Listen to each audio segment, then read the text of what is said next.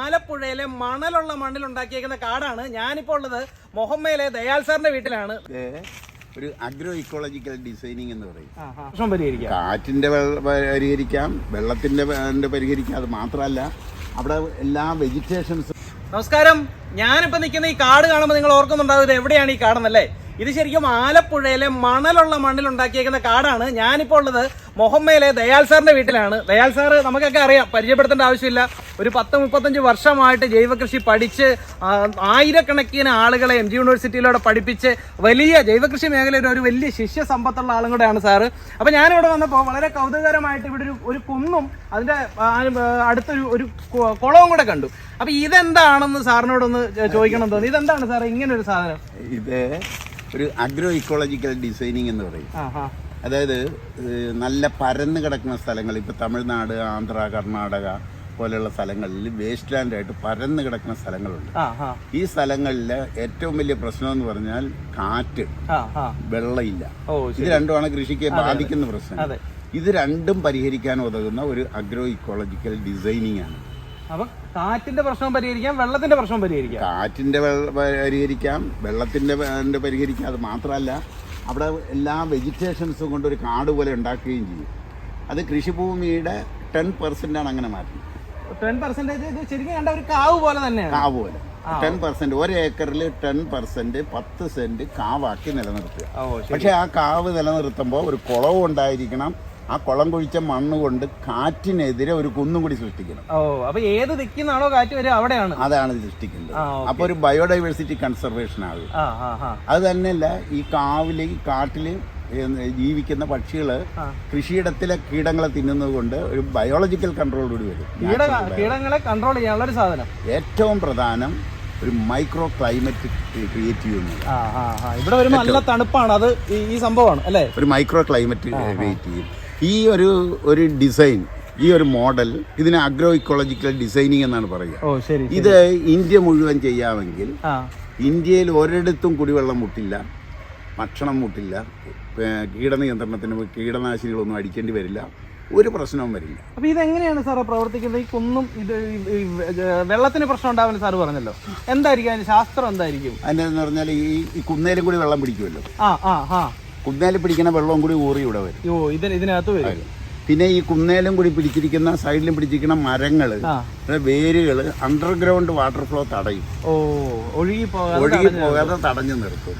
ആ തടഞ്ഞു നിർത്തി ചെറുതായിട്ട് കുളത്തിലേക്ക് ഊറിക്കിട്ടും. കുളത്തിൽ എപ്പോഴും വെള്ളം ഉണ്ടാകും. അതുകൊണ്ടാണ് കാവിലെ കുളം പറ്റാതെ വരുന്നത്. അപ്പൊ ഇതൊരു കാവാണ്. ഇതൊരു കാവ, അതായത് ഒരു നാച്ചുറൽ ഇക്കോ സിസ്റ്റം ഉണ്ടാക്കുക. ബാക്കി 90% ഒരു കൾട്ടിവേറ്റഡ് ഇക്കോ സിസ്റ്റം എന്ന് പറയും. വിളകൾ കൊണ്ടൊരു കാടിങ്ങ് സൃഷ്ടിക്കുക. ഭക്ഷണം വിളയുന്ന ഒരു കാടുണ്ടാക്കുക. ആ ഭക്ഷണം വിളയുന്ന കാടുണ്ടാക്കിയുള്ള കൃഷിയിലൂടെ കാലാവസ്ഥയും കൂടി തിരിച്ചു പിടിക്കാൻ പറ്റും. കാലാവസ്ഥ ഇല്ലെങ്കിൽ കൃഷിയില്ലല്ലോ. അപ്പൊ കാലാവസ്ഥ തിരിച്ചു പിടിക്കാൻ ഉതകുന്ന ഒരു കൃഷിക്ക് മാത്രമേ ഇനി നിലനിൽപ്പുള്ളൂ. അപ്പൊ ഇതിന്റെ ഒരു പ്രത്യേകത ആയിരിക്കും, പല സ്ഥലത്തും ഈ കോറിക്ക് വേണ്ടി മലയെടുത്ത് പോകുമ്പോ ഭയങ്കര കാറ്റിൽ കൃഷിനാശം സംഭവിക്കുന്നത് കേട്ടിട്ടുണ്ട്. അപ്പൊ ഒരു മല എടുത്തിട്ടുണ്ടെങ്കിൽ അവിടെ കാറ്റ് ശക്തമായിരിക്കും. രണ്ടാമത്തെ മല എടുക്കുമ്പോൾ അതിന്റെ 3 ഇരട്ടി ആയിരിക്കും കാറ്റിന്റെ ശക്തി. നമുക്ക് നോക്കുമ്പോൾ ചെറിയ കുന്നായിട്ട് തോന്നാം, പക്ഷേ അത് കാറ്റിനെ നിയന്ത്രിക്കുന്ന ഒരു മെത്തഡോളജി ഉണ്ട്.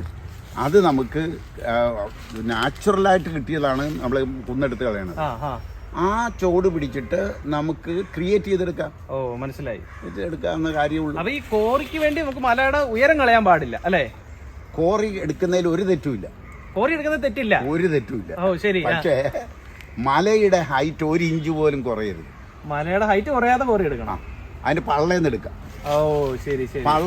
മലയുടെ പള്ള തുളച്ച് അടിയിലേക്ക് എടുത്തോ.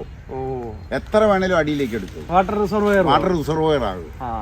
മഴക്കാലത്തെ വെള്ളം മുഴുവൻ അവിടെ പിടിച്ചു വെക്കാം. പക്ഷേ ഏത് മല എടുത്താലും ശരി, മലയുടെ ഹൈറ്റ് കളയാത്ത വിധത്തിൽ നമ്മുടെ ആവശ്യത്തിന് ഈ മെറ്റൽ ഇല്ലാതെ പറ്റില്ല, കരിങ്കല്ലില്ലാതെ പറ്റില്ല, ഈ മണ്ണില്ലാതെ പറ്റില്ല. അപ്പം എടുക്കേണ്ടത് എങ്ങനെ, കോറി എങ്ങനെ ആയിരിക്കണം, എവിടെ ആയിരിക്കണം എന്നുള്ളതാണ് പ്രസക്തി. കോറി എടുക്കുമ്പോൾ അത്രയും ഭാഗത്തെ വെജിറ്റേഷൻ ഒക്കെ നശിച്ചു പോവില്ല? അതൊരു നഷ്ടമല്ലേ? അതൊരു പ്രശ്നമല്ല. അതിനേക്കാളും കൂടുതൽ അതിൽ സ്റ്റോർ ചെയ്യണ വെള്ളം തരും. എത്ര നഷ്ടപ്പെട്ടാലും ശരി, വേനൽക്കാലത്ത് ഇതിനകത്ത് സ്റ്റോർ ചെയ്തിരിക്കുന്ന വെള്ളം കുടിവെള്ളമായിട്ട് ഉപയോഗിക്കാം, കൃഷിക്കും ഉപയോഗിക്കാം. അപ്പോൾ ഈ ഏരിയ നഷ്ടപ്പെട്ടാലും അത്രയും കൂടുതൽ വെജിറ്റേഷൻസ് നമുക്കിവിടെ ഉണ്ടാകും. അപ്പോൾ ശരിക്കും കോറി നടത്തുന്നത് ഒരു മോശമല്ല, പക്ഷേ ഈ സയൻസ് അറിഞ്ഞിട്ട് വേണം മലയുടെ ഹൈറ്റ് എടുക്കരുത്. ഇവിടെ നമുക്ക് ഈ കുന്നിന് മേളിൽ ഒരു കല്ല് വെച്ചിട്ടുണ്ടല്ലോ സാർ, ഒരു പ്രതിഷ്ഠ പോലെ, അതെന്താണെന്ന് വെച്ചാൽ ഇപ്പം തമിഴ്നാട്ടിലുള്ള ആൾക്കാർ, അതുപോലുള്ള ആൾക്കാർ ഇത് സ്വീകരിക്കണമെന്നുണ്ടെങ്കിൽ ഒരു വിശ്വാസത്തിന്റെ പിൻബലം കൊടുക്കണം. അല്ലെങ്കിൽ അവരുടെ കൃഷിയിടത്തിന്റെ 10 സെന്റ് ഈ കാടിന് മാറ്റി വെക്കാൻ പറഞ്ഞാൽ അവർ സമ്മതിക്കില്ല. അപ്പൊ നമ്മൾ എന്താണെന്ന് വെച്ചാൽ ഈ സിസ്റ്റത്തിന് തന്നെ ഒരു കൈലാസം എന്നുള്ള പേരിട്ടു. കൈലാസം. ആ കൈലാസത്തിന്റെ ഷേപ്പിലുള്ള ഒരു കല്ലെടുത്ത് മേളിൽ വെച്ചു. അപ്പൊ ശരിക്കും കാവുകൾ എന്ന് പറഞ്ഞാൽ ഒരു വിശ്വാസത്തിന്റെ പിൻബലത്തിൽ ഒരു അഗ്രോ എക്കോളജിക്കൽ ഡിസൈൻ ആയിരുന്നു. പക്ഷേ പിന്നീട് വന്നു കഴിഞ്ഞപ്പോൾ ആളുകള് മരങ്ങൾ വെട്ടിക്കളഞ്ഞു വെച്ചും ചിത്രകൂടം മാത്രം പണിത് വെച്ചു, വിഗ്രഹം മാത്രം വെച്ചു, ശാസ്ത്രം വിട്ടു. ശരിക്കും ഒരു ഇക്കോളജിക്കൽ ഇമ്പോർട്ടൻസ് ഉണ്ട് കാവിന്. അപ്പൊ നമ്മൾ തിരിച്ചു പിടിക്കേണ്ടത് ആ ഇക്കോളജിക്കൽ ഇമ്പോർട്ടൻസ് ആണ്, അല്ലെങ്കിൽ കാവിന്റെ ആരാധനയല്ല. മനസ്സിലായി, ആരാധനയല്ല. പക്ഷേ ഒരു സാധാരണ ജനത്തിനെ അതിലേക്ക് കൊണ്ടുവരാൻ ഇത് വേണ്ടി വരും. അതാണ് നമ്മളത് ആ രീതിയിൽ ചെയ്തിരിക്കുന്നത്. അപ്പൊ ഈ രീതിയിൽ നമ്മൾ ഇന്ത്യ മുഴുവൻ ചെയ്തു കഴിഞ്ഞാൽ ഒരു വന സംരക്ഷണവും, വാട്ടർ ഷോർട്ടേജ് വരില്ല, ഡാം കെട്ടേണ്ടി വരില്ല, കുടിവെള്ളം മുട്ടൽ വരില്ല, ഭക്ഷണത്തിന്റെ മുട്ടും വരില്ല. അപ്പൊ തമിഴ്നാട്ടിലൊക്കെ നമുക്ക് വേസ്റ്റ് ലാൻഡിനെ ഈ രീതിയിൽ ഒരു ഡിസൈൻ ചെയ്ത് കഴിഞ്ഞാൽ അഗ്രികൾച്ചർ ലാൻഡ് ആക്കി മാറ്റാം. ഒരു വേസ്റ്റ് ലാൻഡിനെ ഫാം ലാൻഡ് ആക്കി മാറ്റണമെന്നുണ്ടെങ്കിൽ ഈ ഒരു ഡിസൈനിങ് വേണം, ലാൻഡ്സ്കേപ്പിംഗ് വേണം. ലാൻഡ്സ്കേപ്പ് ഇല്ലാതെ നമ്മൾ മരങ്ങൾ കൊണ്ട് കാറ്റിനെ തടുക്കാന്ന് വിചാരിച്ചാൽ സാധ്യമല്ല. കുന്നേല് വന്ന് കാറ്റിടിക്കണം, ഇടിച്ചിട്ട് മേലോട്ട് പൊങ്ങി കുന്നേലും മരം വേണം. ആ മരത്തെ തട്ടി ഇപ്പുറത്തോട്ട് വരുമ്പോ കുളമാണ്, കുളത്തിലേക്ക് താഴേക്ക് പോകുമ്പോ വിൻഡിന്റെ വെലോസിറ്റി ഇല്ലാതാകും. അങ്ങനെ നിരത്തിന് വേണം. ഓരോ ഏക്കറിലും ഉണ്ടായി കഴിഞ്ഞാൽ അതൊരു നഷ്ടമായി വരില്ല. മനസ്സിലായി. ഇപ്പൊ ഒരേക്കറിൽ നിന്ന് 10 സെന്റ് മാറ്റി വെക്കുമ്പോൾ 10 സെന്റ് സ്ഥലവും കൂടി കൃഷി ചെയ്യാൻ പാടില്ലായിരുന്നോ എന്നൊരു തോന്നൽ വരും. അതിനേക്കാളും കൂടുതൽ 90 സെന്റിൽ 110 ഏക്കറിന്റെ വിളവ് കിട്ടും. അതാണ് അതിന്റെ പ്രസക്തി. ഇവിടെ നമ്മൾ നോക്കിയാലേ സാധാരണ ഇതിനപ്പുറത്തെ പറമ്പിലൊക്കെ നോക്കി കഴിഞ്ഞാൽ പഞ്ചാര മണലാണ്. ഇവിടെ നമ്മൾ ഭയങ്കര കറുത്ത മണ്ണിര.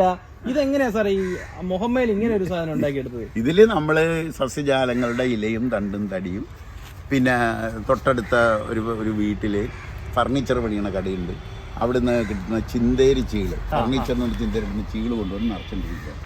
അതായത് മണ്ണിലെ കാർബണിൻ്റെ തോത് നമുക്കൊരു 7-8% കൊണ്ടുവരാൻ കഴിഞ്ഞാൽ നമുക്കിവിടെ ഫോഗ് ക്രിയേറ്റ് ചെയ്യാം. എവിടെ? മഞ്ഞ് കോടമഞ്ഞ് ക്രിയേറ്റ് ചെയ്യാം. അപ്പൊ സാർ ഈ ചിപ്സ് ഇല്ലേ, വുഡ് ചിപ്സ്, പലരും പറയുന്നുണ്ട് ഇതിന്റെ കറ കളഞ്ഞിട്ട് വേണം കൃഷിയിലേക്ക് കൊടുക്കാൻ. അങ്ങനെ ഉണ്ടോ ശരിക്കും? ഒരിക്കലും ഇല്ല. അങ്ങനെ തന്നെ കൊടുക്കാം. ചകിരിച്ചോറും അതിന്റെ ലിഗ്നിൻ മാറ്റണമെന്നൊക്കെ പറയാറുണ്ട്. ഒരു കാര്യമില്ല. കാരണം ഈ ലിഗ്നിനെ ഉടച്ച് കൃഷിക്ക് അനുയോജ്യമാക്കി മാറ്റാൻ, ചെടിക്ക് അനുയോജ്യമാക്കി മാറ്റാനായിട്ട് ബാക്ടീരിയ മണ്ണിലുണ്ട്.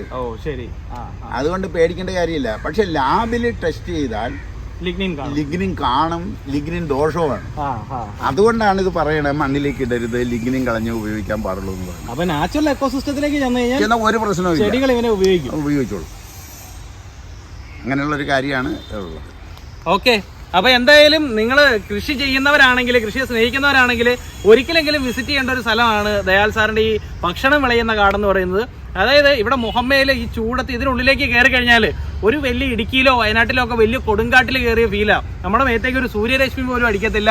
നിറച്ച് ചെടികള്, മണ്ണിര, കറുത്ത മണ്ണ്, ഭയങ്കര രസമാണ്. അപ്പൊ എന്തായാലും പ്രാക്ടിക്കലായിട്ട് ജീവിതത്തിലൂടെ കൃഷി പഠിച്ച സാറിന്റെ ഒരുപാട് അറിവുകൾ ഇനിയും നമ്മൾ വീഡിയോകളായിട്ട് കർഷകരിലേക്ക് എത്തിക്കുന്നുണ്ടാവും. അപ്പൊ എന്തായാലും മറ്റൊരു കൃഷി വിശേഷമായിട്ട് വീണ്ടും കാണാം. അതുവരേക്കും ഇവിടെ പറയുന്നു ബൈ.